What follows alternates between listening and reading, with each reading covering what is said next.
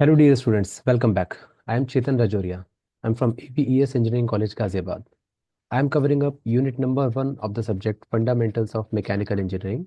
The subject code is BME 101 or BME 201. In this video lecture series, it is the 12th lecture, and in this lecture, we are going to discuss the fundamentals of stresses and strains and also different types of modulus of elasticities. It is totally a fresh topic for unit number 1 point of view. And before this lecture, we have already covered up the fundamentals of engineering mechanics as well as different cases of beams. What are the different types of beams? What are different type of supports? And we also discussed the methods to find the the support reactions for different cases of beams. Now, in this lecture, we will discuss what is stress, what is strain, and what is the relation between stress and strain. We will also discuss different types of modulus of elasticities as well as Poisson's ratio. So let's get started. First of all, you must know what is stress. Any solid material have one of the fundamental property. It resists any external force. Whenever an external force is applied on any solid object, a resistance is offered by the material. Okay, it always opposes any external force. It always opposes any sort of distortion or change of shape, change in dimensions. These things are always opposed by the solid objects. So it is done by the internal restoring force, which causes revert back to the initial shape and size whenever the object is distorted or the dimensions of the object is changed. So let us take an example. Suppose this is a metallic rod, and we are going to apply a force which is along its length. This type of force is called a tensile force. Okay, so due to this tensile force, the length of the bar is going to change. But prior to that, initially, when the load is applied, an internal restoring force develops, which opposes any type of distortion in its shape. Means it also opposes the elongation. It, it always opposes any type of impending change of dimensions. This is called restoring force. If we divide this restoring force with the cross-section area of the object, that ratio is called stress. So stress is generally represented as sigma is equal to internal restoring force upon area, because under the conditions of equilibrium, this internal restoring force will be numerically equal to the externally applied force. Okay, so this is stress, and the unit is of course like pressure. The unit is pascals, which is Newton per meter square. Now there is one more term which is called strain. What is strain? Represented as epsilon.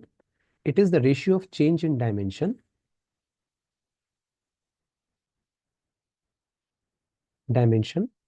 to the original dimension.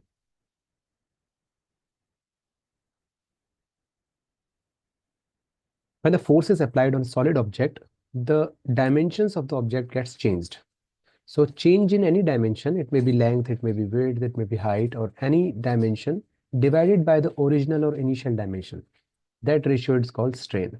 And strain is a dimensionless quantity. It is having no units because numerator and denominator are having the same units. So this is stress and strain. Now let's talk about a special case which is called longitudinal stress. Longitudinal stress. So what is longitudinal stress? When the load is applied along the length of an object. Like in this diagram, I have assumed there's a rod and the force is being applied along its length. It is tensile. It may be compressive also, remember.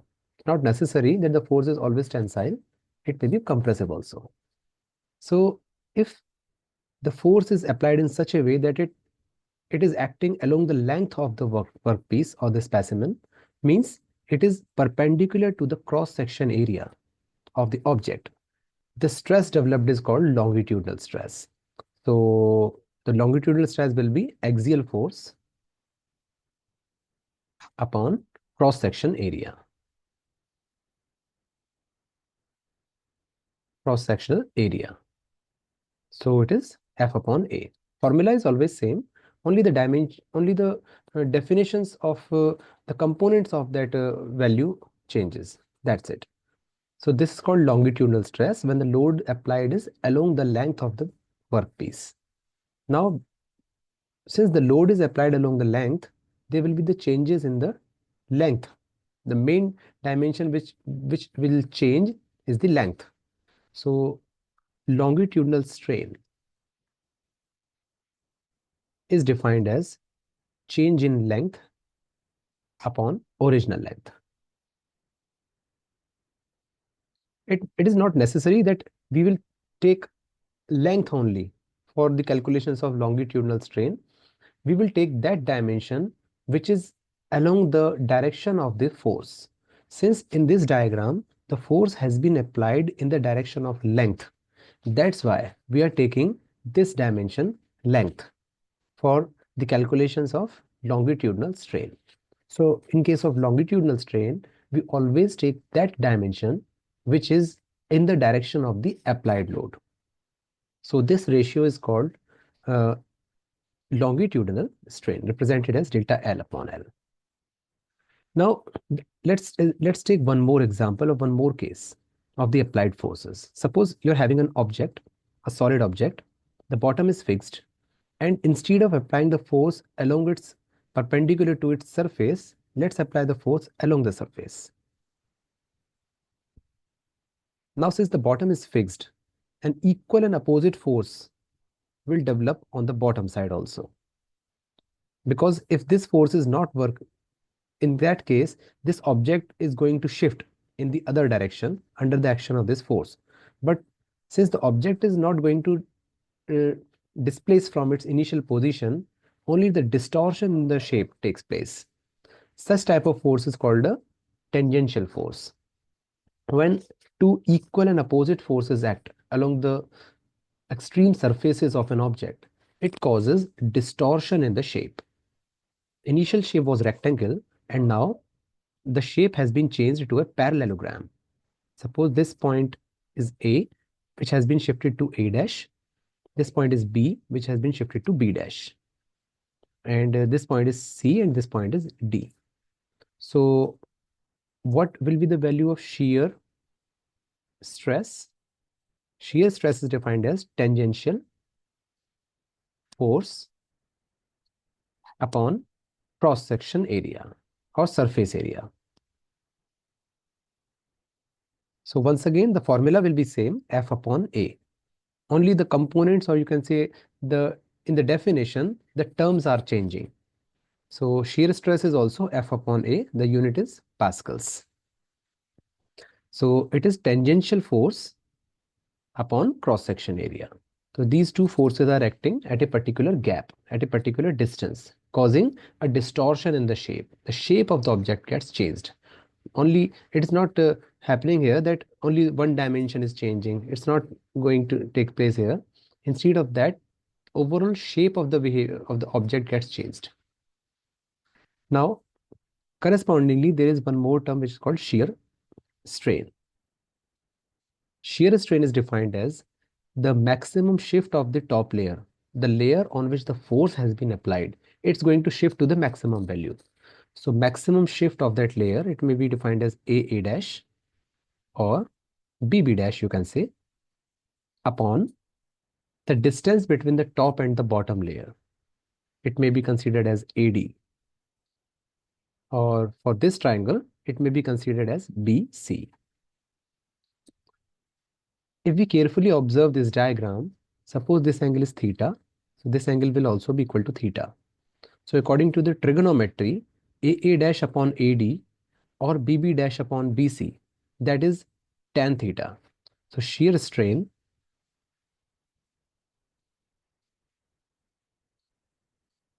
is given by tan theta, which is approximately equal to theta when theta is very, very small. In most of the cases, within the elastic limits, when the distortion or changes in dimensions are very, very small, in that case, theta is very, very small. So when the angle is very small in that case, we can consider that shear strain is equal to theta only. Generally, theta is measured in radians. So this is another type of loading, which is called tangential loading.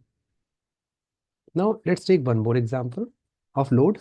Suppose you are having a three-dimensional object like this, any solid object, and you're dipping this object, or you are immersing this object inside water or inside any substance or liquid. In that case, all the surfaces, each and every surface of this object will experience a compressive type of force. A compression will be experienced from all the sides, and due to this, the volume of the object gets changed. It's not like that only one or two dimensions are changing. Instead of that, we will observe that all the volume of the object will change. Such type of compressive force, or you can say compressive nature, is studied under the term called volumetric stress. Volumetric stress. So what is volumetric stress? It is the hydrostatic stress or all dimensional compressive pressure. Sometimes it is given directly in terms of pressure, or it is also written in terms of sigma v. So it is basically the all you can say the pressure which is acting on all the surfaces of this object. The unit will be, of course, Newton per meter square. And what is volumetric strain? Volumetric strain is given by change in volume upon original volume. Now, there is a very important law which is called Hooke's law.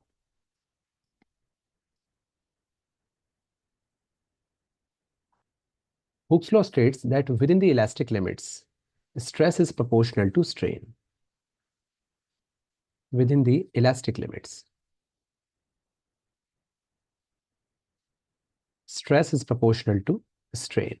Or if we remove this proportionality sign, we will get sigma is equal to E times epsilon. This is Hooke's law. Or we can also write like this, E is equal to stress upon strain. This constant of proportionality is called modulus of elasticity. Okay, so within the elastic limits, the stress and strain are proportional. And what is the elastic limit? It is the limit up to which the material behaves like a spring. When the load is removed, it springs back or comes back to its initial shape and size. The distortions or deformations or elongations, contractions, etc. are temporary until and unless the load is applied. When the load is removed, it springs back to the initial shape and size. This is called the condition of elastic limit. That will be discussed once again in detail in the next lecture. So this is Hooke's law. Now, if we take up these ratios for three different types of loads, initially we discussed longitudinal stress and longitudinal strain. Then we discussed shear stress and shear strain.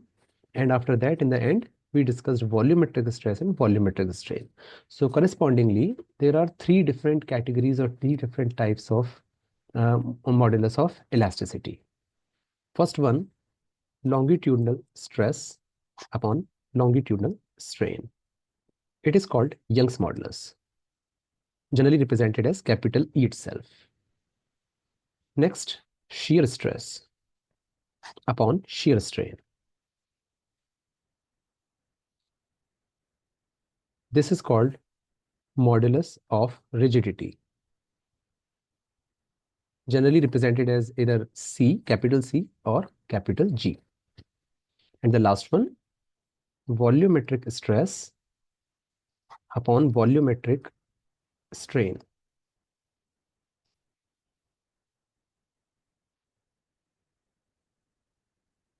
Is equal to bulk modulus,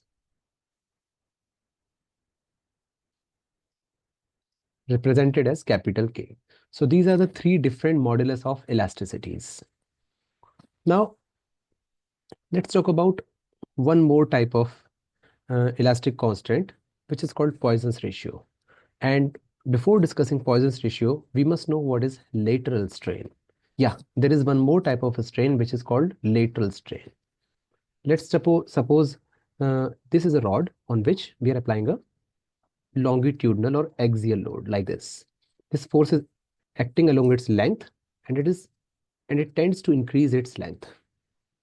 But when the length increases, suppose this is the final shape, this is the elongation delta L, it was the initial length L. When the length of the object gets changed, the diameter, the cross-section area of the object or that rod will decrease. And normally, in most of the cases, when the length of the object increases, the cross-section area decreases, and vice versa. So we can take another strain perpendicular to the direction of applied load. It is called lateral strain. So what is lateral strain? It is the strain perpendicular to the direction of applied load, means in the transverse direction. So in this case, when the cross section is circular, okay, cross section is circular, the diameter is d. So lateral strain will be change in dia upon original dia. And if the cross section is like this, rectangular, okay, we are assuming that there is a beam or rod having this type of cross section. This dimension is width W, and this dimension is thickness T. So lateral strain will be equal to change in width upon original width or change in thickness upon original thickness. Both of these ratios will provide the same value, which is called the lateral strain. So lateral strain is the strain which develops perpendicular to the applied load, and longitudinal strain is the strain which develops along the applied load, in the direction of applied load. So here comes a very important ratio which is called Poisson's ratio. Sometimes it is mentioned as mu, or sometimes 1 upon m. This is called Poisson's ratio. What is Poisson's ratio? Lateral strain upon longitudinal strain. That is, if we are assuming that the cross section of the rod is circular, so change in dia upon original dia upon change in length upon original length. This ratio is called Poisson's ratio. It is a constant for each and every material. Every material is having a particular value of Poisson's ratio, okay, which normally doesn't change. And the value of the Poisson's ratio varies between 0.0 means 0 to 0.5, not more than 0.5. This is the total range of the Poisson's ratio, and for most of the metals and alloys, the value varies between 0.2 to 0.4 generally.